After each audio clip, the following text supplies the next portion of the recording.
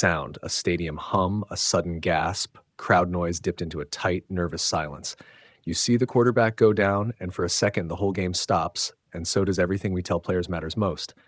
Health first. That's the moment this story lives in. Jaxson Dart takes a hit late in the third quarter. He's slow to get up, and the Giants rookie jogs toward the medical tent where only doctors are supposed to operate. Cameras catch the scene. Emotions spike. A head coach leans in. A player who could be the franchise's future is evaluated behind canvas. The league and the players' union now want to know whether the rules were followed.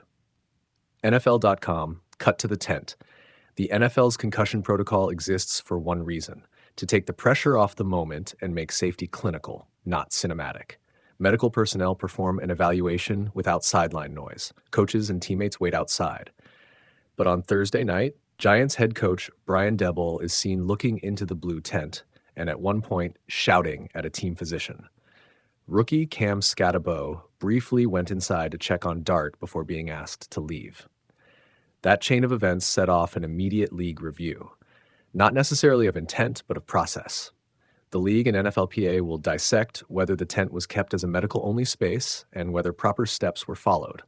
AP News, this is where the story gets messy and human at once. Coaches are competitive and emotional by nature. They live in the moment and want their best players back on the field. Daboll himself said afterward that he was an emotional guy, that he apologized to the team doctor, and that his instinct was to know whether Dart was good or not because a fourth down was looming. The apology matters. It's public accountability. But it doesn't stop the league from wanting to ensure that the evaluation wasn't rushed or compromised by sideline pressure. Remember, the tent's purpose is to protect players from those exact impulses. NBC Sports. Let's slow the tape and look at the stakes.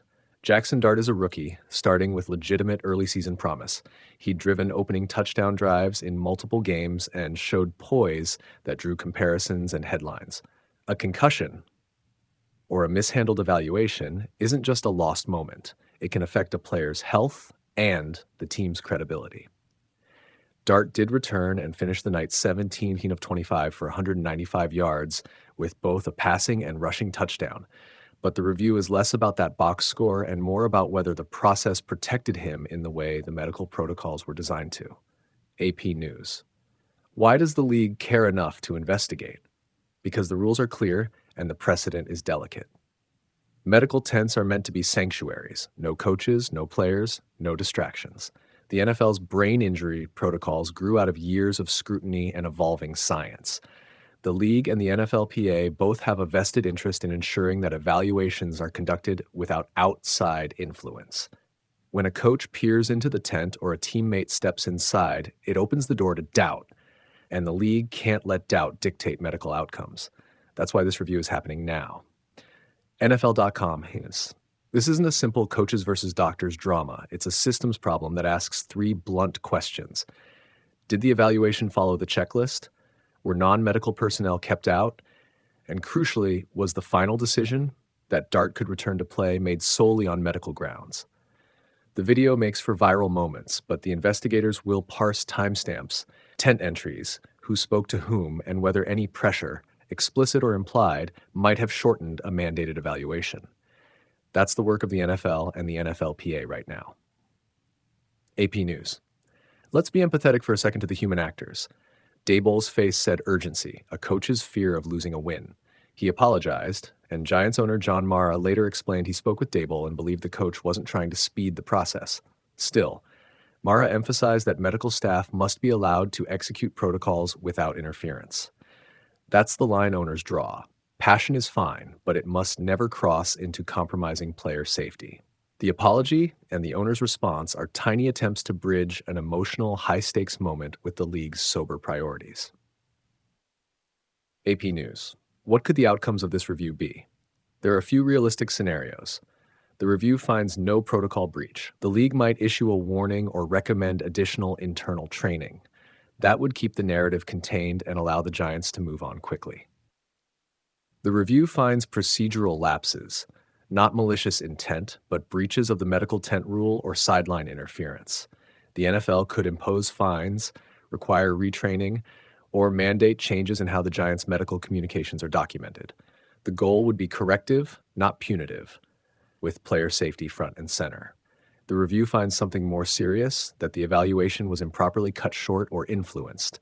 That could trigger stronger discipline and a wider league-level conversation about enforcement transparency of concussion checks.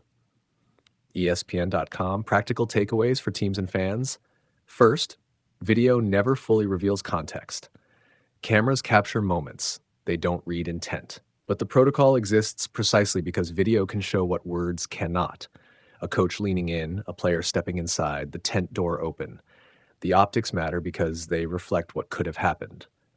Second, teams need absolute clarity on who may interact with medical staff and under what conditions.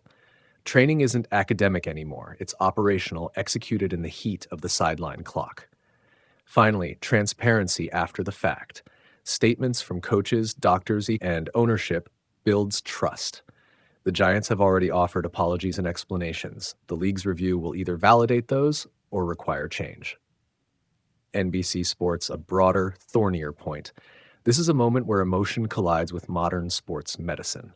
Coaches will always feel urgency. Owners will always want wins. Players will always want to play.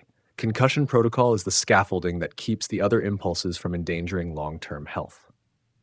When that scaffolding gets stepped on, even inadvertently, the league has to act.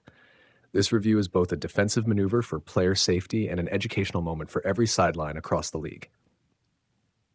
NFL.com. How should the Giants navigate this in public? Be blunt, be cooperative, and be proactive. Cooperate fully with the NFL and NFLPA investigators. Publish a clear, factual timeline of who did what and when.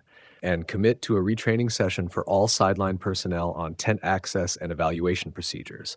Doing so preserves public trust and sends a message to other clubs that the Giants take health protocols seriously, even when the competitive moment screams otherwise.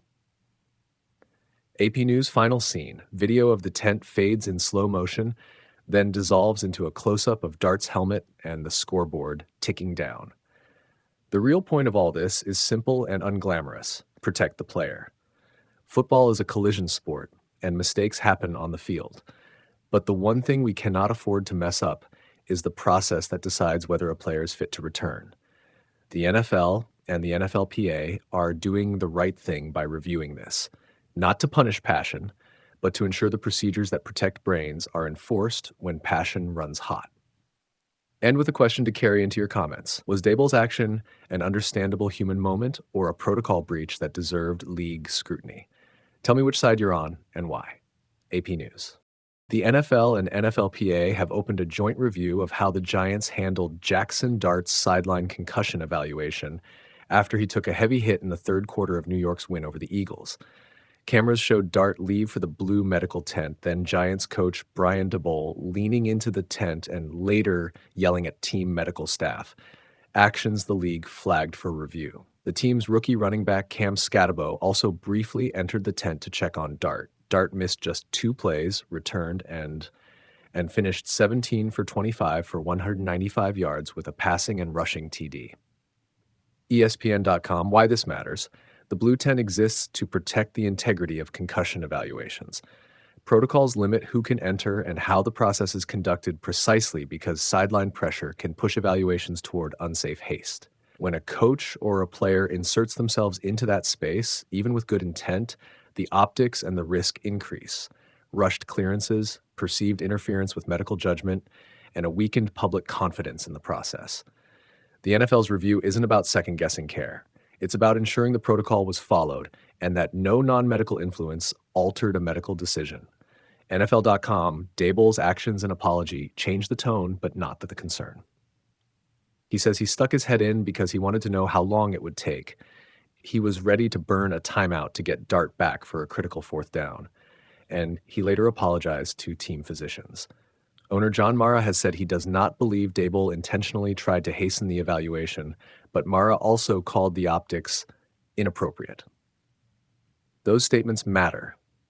They show the club recognizes both the emotional pressure of a close game and the non-negotiable importance of medical independence. The Skattebo detail is notable because it illustrates how teammates will sometimes try to help a young player in the heat of a game. He said he went in to calm Dart and make sure he was okay. That's human and understandable, but the rule book is blunt about who may be present during a formal concussion check. The league has to enforce those lines consistently. Otherwise, evaluations become inconsistent across clubs and situations. NFL.com. What the review could produce. A few outcomes are likely. The league may conclude the protocol was followed and close the matter. It could issue a reprimand or fine to Daboll or others for tent intrusion. Or, in more serious findings, it could recommend policy clarifications or additional education for teams about sideline boundaries. Fines for improper interference can be substantial, and precedent shows the league treats medical protocol breaches seriously. But the NFL and NFLPA will also weigh intent, whether the head coach tried to improperly influence an outcome, which Daboll denies. ESPN.com, what to watch next. 1, the league's formal letter or statement that will tell us whether this was procedural or an actual breach. 2, any discipline issued to Daboll or team staff. 3, follow-up medical reporting on Dart. Even though he returned, concussion symptoms can be delayed and repeated evaluations matter. And 4, whether the NFL uses this as a teachable moment to tighten sideline protocol enforcement league-wide. AP News. Bottom line, this isn't primarily a controversy about a coach's emotion. It's a test of how strictly the NFL and clubs protect concussion protocol under live game pressure. The Giants should be praised for cooperating and for Daboll's apology, but the review is necessary. If the league finds medical independence was preserved, the episode will be a cautionary close call. If it finds interference, expect fines and a public reminder that player safety procedures are non-negotiable. NFL.com.